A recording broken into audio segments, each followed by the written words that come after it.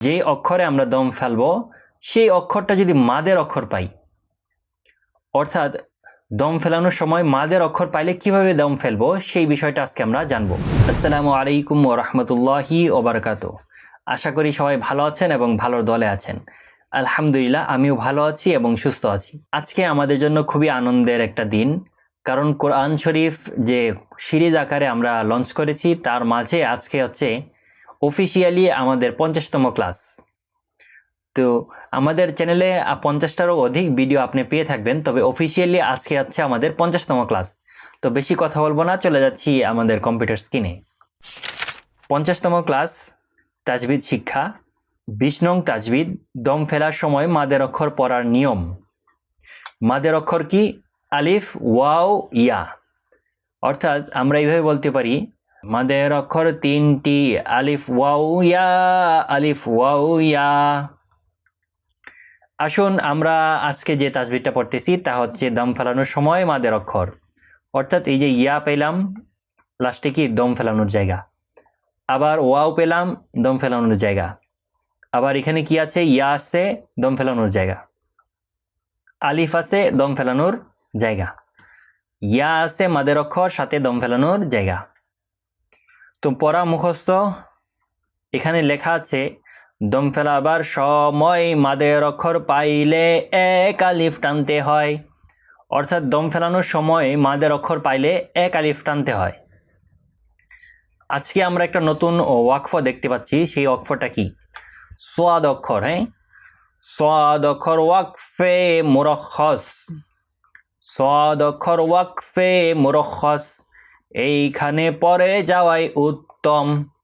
অর্থাৎ আমরা সোয়াদ অক্ষর ওয়াকফে মুরখ্খস, এইখানে পরে যাওয়া উত্তম। এটার ক্ষেত্রে আমাদের যে কথা, যে সোয়াদ অক্ষরের নিচে যদি ওয়াকফ থাকে তাহলে দম ফেলানো যাবে। আর যদি শুধু আয়াতের মাঝে সোয়াদ অক্ষর আসে, সেই ক্ষেত্রে আমরা পরে যাওয়ার চেষ্টা করব। তো আমাদের যদি দম না খোলায় তাহলে এখানে দম ফেলতে পারবেন, কোনো সমস্যা নেই। তো চলুন আজকে আমরা পরে দেখি কেমন ভাবে। মা, সা, জবরে বামে খালি আলিফ, এক আলিফ টানতে হয়। মাসা, নি মিলবে ইয়ার সাথে, নি। মাসানি, দম ফেলিবার সময় মাদের অক্ষর পাইলে এক আলিফ টানতে হয়। মাসানি। সোয়াদ অক্ষর ওয়াকফে মুরখ্খস, এইখানে পরে যাওয়াই উত্তম। ই মিলবে লামের সাথে, ইল। লা, জবরে বামে খালি আলিফ, এক আলিফ টানতে হয়। ইল্লা। হু মিলবে ওয়াওয়ের সাথে, হু। ইল্লাহু, দম ফেলিবার সময় মাদের অক্ষর পাইলে এক আলিফ টানতে হয়। ইল্লাহু। আ মিলবে আইনের সাথে, আ। লা মিলবে ইয়ার সাথে, লাই। আলাই, দম ফেলিবার সময় মাদের অক্ষর পাইলে এক আলিফ টানতে হয়। ইউ মিলবে খয়ের সাথে, ইউখ। সি, রু মিলবে ওয়াওয়ের সাথে, রু। ইউখসিরু, দম ফেলিবার সময় মাদের অক্ষর পাইলে এক আলিফ টানতে হয়। খি মিলবে ইয়ার সাথে, খি।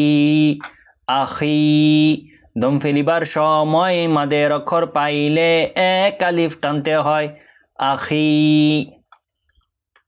তো আসুন এখন আমরা শব্দে শব্দে পড়ব। মাসানি, ইল্লাহু,